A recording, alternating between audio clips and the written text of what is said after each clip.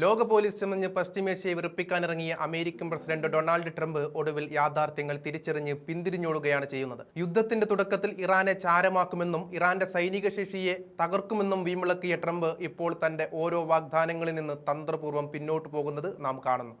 April 1 Trump നടത്തിയ പ്രസംഗം പരിശോധിച്ചാൽ ഒരു വൻ ശക്തിയുടെ പതനവും ഇറാന്റെ അതിജീവനവുമാണ് വ്യക്തമാക്കുന്നത്. യുദ്ധത്തിന്റെ തുടക്കത്തിൽ ഇറാന്റെ മിസൈൽ ശേഖരത്തെ നിലംപരിശാക്കുമെന്ന് ട്രംപ് പ്രഖ്യാപിച്ചിരുന്നു. എന്നാൽ ഇന്നും ഇസ്രയേലിലെയും ഗൾഫിലെയും US താവളങ്ങൾക്ക് നേരെ ഇറാന്റെ മിസൈലുകൾ ചീറിപ്പായുകയാണ്. ഇറാന്റെ മിസൈൽ ശേഷിയുടെ 90% നശിപ്പിച്ചെന്ന വൈറ്റ് ഹൗസിന്റെ വാദം വെറും പൊള്ളയാണെന്ന് അന്താരാഷ്ട്ര മാധ്യമങ്ങൾ തന്നെ റിപ്പോർട്ട് ചെയ്യുന്നുണ്ട്. ഇറാന്റെ പക്കലുള്ള മിസൈലുകളിൽ 1/3 പോലും തൊടാൻ അമേരിക്കയ്ക്ക് കഴിഞ്ഞിട്ടില്ല. ഈ യാഥാർത്ഥ്യം തിരിച്ചറിഞ്ഞുകൊണ്ടാണ് മിസൈൽ വിക്ഷേപണ തോത് കുറഞ്ഞു എന്ന ദുർബലമായ വാദമുയർത്തി ട്രംപ് ഇപ്പോൾ മുഖം രക്ഷിക്കാൻ ശ്രമിക്കുന്നത്. ഇറാന്റെ മിസൈൽ സാമ്രാജ്യം ഇപ്പോഴും സുരക്ഷിതമാണ്. ഇറാനെ ആണവ നിരായുധീകരണം നടത്തുമെന്നായിരുന്നു അമേരിക്കയുടെ മറ്റൊരു പ്രധാന വീരവാദം. ഇറാന്റെ ഭൂഗർഭ ആണവ കേന്ദ്രങ്ങൾക്ക് നേരെ നിരന്തരം ആക്രമണങ്ങൾ നടത്തിയിട്ടും ഇറാന്റെ യുറേനിയം ശേഖരം ഇന്നും സുരക്ഷിതമായി തുടരുന്നു. 60% സമ്പുഷ്ടീകരിച്ച യുറേനിയം ഇറാന്റെ കൈവശമുണ്ടെന്ന അറിവ് ട്രംപിനെ ഭയപ്പെടുത്തുന്നുണ്ട്. അതുകൊണ്ടാണ് ഇറാന്റെ പക്കൽ യുറേനിയം ഉണ്ടെങ്കിലും താൻ കാര്യമാക്കുന്നില്ല എന്ന് ട്രംപ് ഇപ്പോൾ പറയുന്നത്. തോൽവി സമ്മതിക്കാൻ വയ്യാത്തതുകൊണ്ട് ഉപഗ്രഹങ്ങൾ വഴി നിരീക്ഷിച്ചോളാമെന്ന് പറഞ്ഞ് ഒഴിഞ്ഞു മാറുകയാണ് അദ്ദേഹം ചെയ്യുന്നത്. ഇറാന്റെ നാവികസേനയെ ഉന്മൂലനം ചെയ്യുമെന്ന് പറഞ്ഞ ട്രംപിനിപ്പോൾ പറയേണ്ടി വരുന്നത് ഹോർമൂസ് കടലിടുക്ക് തുറപ്പിക്കേണ്ടത് മറ്റു രാജ്യങ്ങളുടെ ഉത്തരവാദിത്തമാണ് എന്നാണ്.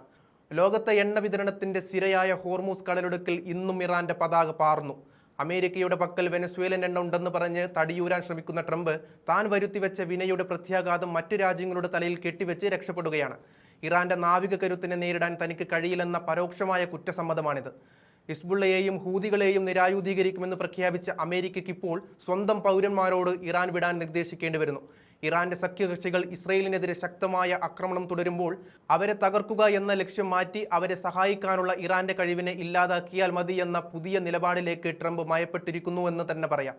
ഇത് ഇറാന്റെ പ്രാദേശിക സ്വാധീനത്തിനു മുന്നിൽ അമേരിക്കൻ സൈന്യം തോൽവി സമ്മതിക്കുന്നതിന്റെ തെളിവാണ്. ഇറാനിൽ ഭരണകൂട മാറ്റമുണ്ടാകുമെന്ന് വീമ്പിളക്കിയവർക്ക് ഇപ്പോൾ മിണ്ടാൻ പോലും കഴിയുന്നില്ല എന്നതാണ് യാഥാർത്ഥ്യം. ഇറാന്റെ നേതൃത്വത്തിൽ മാറ്റം വന്നത് ജനഹിതപ്രകാരമാണ്, അല്ലാതെ അമേരിക്കയുടെ ബോംബുകൾ കൊണ്ടല്ല. ലക്ഷ്യങ്ങളുടെ കടുപ്പം കുറയ്ക്കുകയും നിലപാടുകൾ മയപ്പെടുത്തുകയും ചെയ്യുന്ന ട്രംപിന്റെ ഈ നീക്കം ഇറാന്റെ വിജയമാണ്.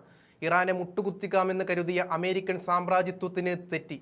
ഇറാന്റെ ഭൂഗർഭ കോട്ടകളും സമുദ്രത്തിലെ കരുത്തും ജനങ്ങളുടെ ഉറച്ച നിലപാടും ട്രംപിന്റെ യുദ്ധതന്ത്രങ്ങളെ പരാജയപ്പെടുത്തിയിരിക്കുന്നു.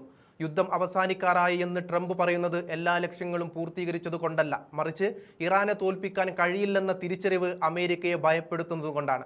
ഇറാന്റെ അതിജീവനം ലോകത്തിലെ എല്ലാ വിപ്ലവകാരികൾക്കും ആവേശമാണ്. അമേരിക്കൻ അഹങ്കാരത്തിന് പശ്ചിമേഷ്യ നൽകിയ ഏറ്റവും വലിയ തിരിച്ചടിയാണ് ഇത്.